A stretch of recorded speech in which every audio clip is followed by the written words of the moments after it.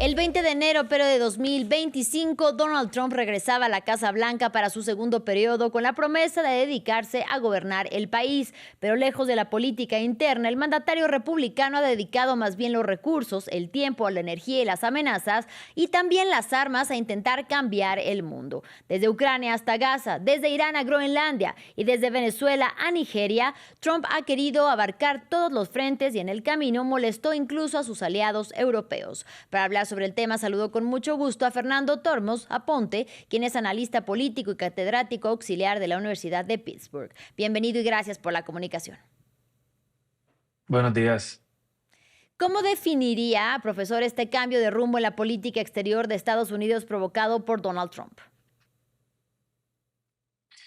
Pues ha sido una subversión tanto caótica de una serie de normas y precedentes internacionales que se llevan desarrollando desde fines de la Segunda Guerra Mundial. O sea, estamos viendo que ha sido un presidente con muy poco interés en la continuidad de la ley internacional, de tratados internacionales en aspectos muy medulares de diferentes aspectos de la geopolítica mundial. O sea, ha sido una subversión un tanto enorme. Eso ha provocado unas crisis de presupuestos en las Naciones Unidas, una crisis en términos de la toma de decisiones también en las Naciones Unidas. Y bueno, ha llevado a inclusive alianzas de muchos años. Posiblemente la alianza más poderosa en la historia de la humanidad ha sido cuestionada gracias a las amenazas que ha lanzado los Estados Unidos a sus propios aliados. Y en términos generales, ¿usted diría que queriendo abarcar el mundo en realidad el republicano no ha logrado abarcar nada? Se le ha hecho muy difícil y en gran medida muchos de los actos que se han tomado a nivel internacional han sido un tanto simbólicos. Han ejercido presión a través de diferentes mecanismos de poder, pero su base electoral eh, fue convencida por él mismo de que no deberían entrometerse en asuntos de otros países. O sea que cada vez que el presidente se apresta a meterse en los asuntos de diferentes países, está molestando a su propia base porque él mismo le había dicho a su propia base que su enfoque iba a ser los Estados Unidos de América, que su política va a ser América primero y en gran medida han habido una serie de políticas públicas de gran envergadura a nivel doméstico en los Estados Unidos, pero mucho de su enfoque también ha sido a nivel internacional y todo comenzó, por ejemplo, con el bombardeo del programa nuclear de Irán. Eso, pues, se puede debatir los méritos de ese bombardeo, pero causó molestias y se empezaron a ver las primeras se empezó a ver la disidencia interna dentro de su movimiento que lo ayudó a quedar electo. Y sí, yo creo que en gran medida muchas de sus aspiraciones a nivel global han sido simbólicas y en parte porque la reacción global ha sido seguir apostando al multilateralismo, a las organizaciones internacionales, intergubernamentales, a los tratados internacionales. Por ejemplo, hemos visto las cumbres internacionales siguen siendo apoyadas por los países, por la mayoría de los países del mundo y en muchas de estas ocasiones Estados Unidos o ha dicho que no quiere participar o si participa ha sido una nota discordante. Han querido impulsar unas políticas que ha sido muy difícil lograr apoyo para esas políticas en varios foros mundiales.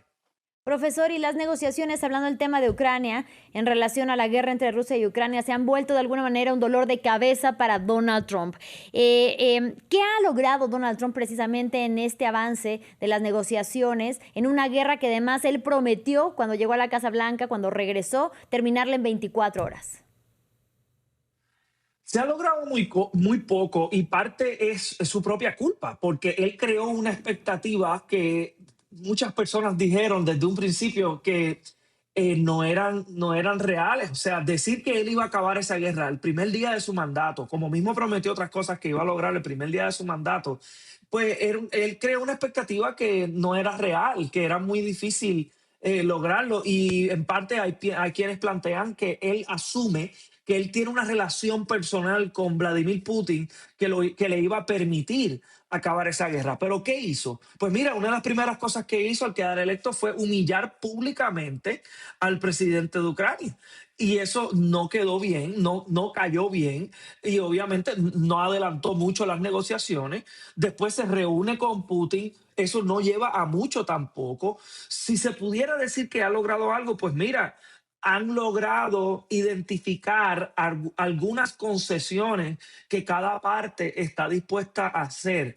Y si eso se puede decir que es un avance, pero de ahí a decir que va a acabar la guerra, pues ciertamente no lo ha logrado y la guerra sigue teniendo un saldo enorme de vidas de civiles y de infraestructura que sostiene la vida en Ucrania. O sea que ha sido una campaña para Trump muy poco exitosa. A una guerra que además en febrero ya de este año cumple 4 años. Y en otro frente de guerra, profesor, el plan de paz para la Franja de Gaza elaborado por la propia administración Trump ha logrado una frágil tregua y continúa en desarrollo, pero por otra parte, su gran aliado de Medio Oriente, Israel, no está conforme con la conformación, valga la redundancia, del Consejo de Paz para el devastado enclave palestino. En ese sentido, ¿podrá avanzar realmente en el camino hacia la paz para Gaza? Es difícil ver quién está conforme con el plan estadounidense para la Franja de Gaza. O sea, que yo sepa, no hay nadie saliendo a celebrarlo. Eh, Provoca muchísima preocupación porque nuevamente es Estados Unidos intrometiéndose en diferentes asuntos internacionales sin el apoyo de su propio electorado. En muchas ocasiones se están dando políticas públicas corruptas en donde la familia Trump se está beneficiando personalmente, económicamente de alguna de estas políticas.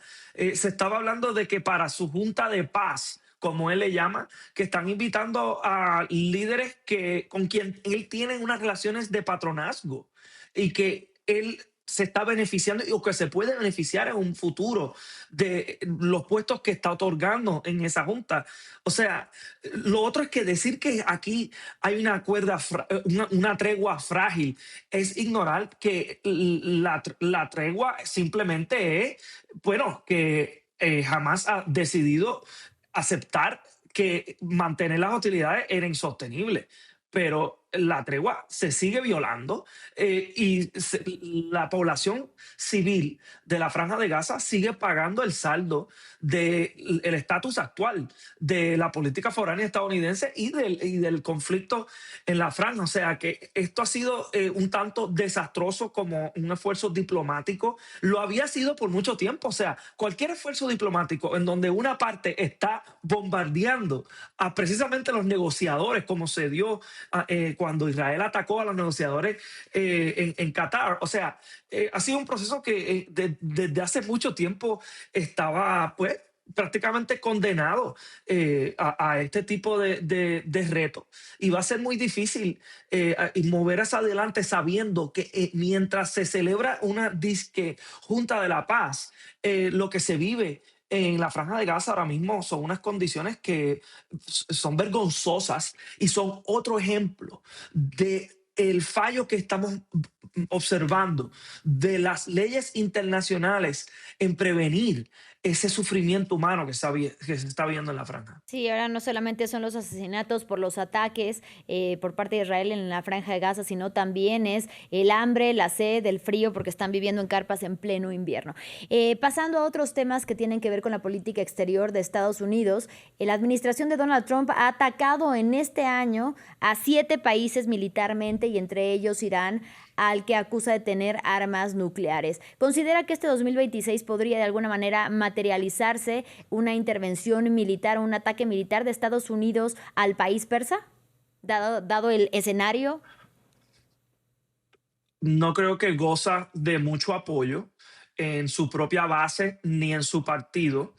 Creo que en varias ocasiones líderes de su partido le han dicho en privado que eso es raya que no quieren que se cruce, que no quieren otro tipo de intervención militar que incluya un desplazamiento de soldados en el país.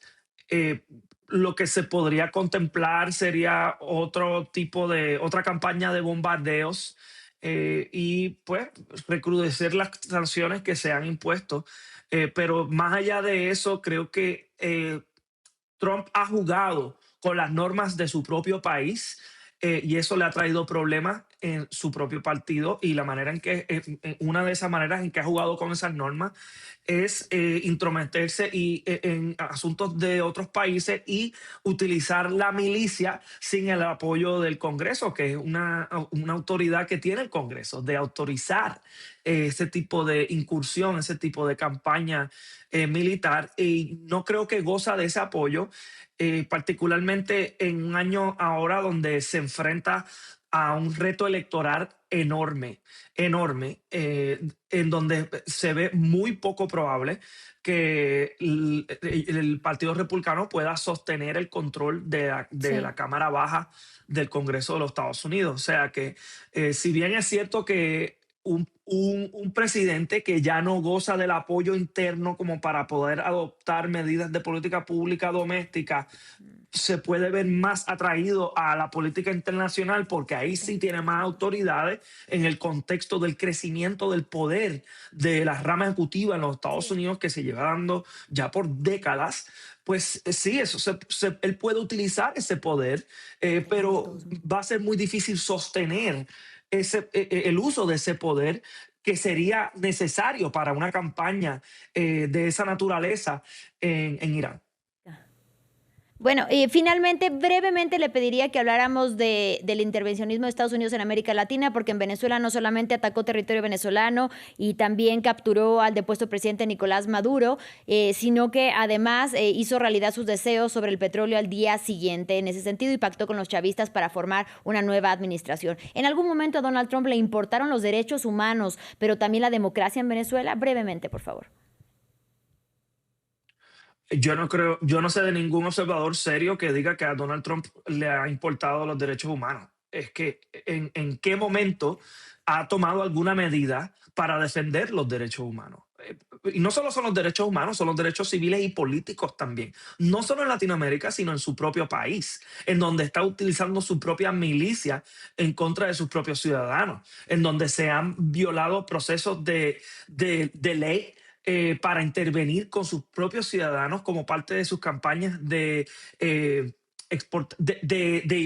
enforzar leyes de inmigración. O sea, en el caso de Latinoamérica, ha tenido una injerencia en las elecciones de varios países, incluyendo Argentina, donde inclusive ha lanzado amenazas de que si no eligen a la derecha, que va a imponer aranceles.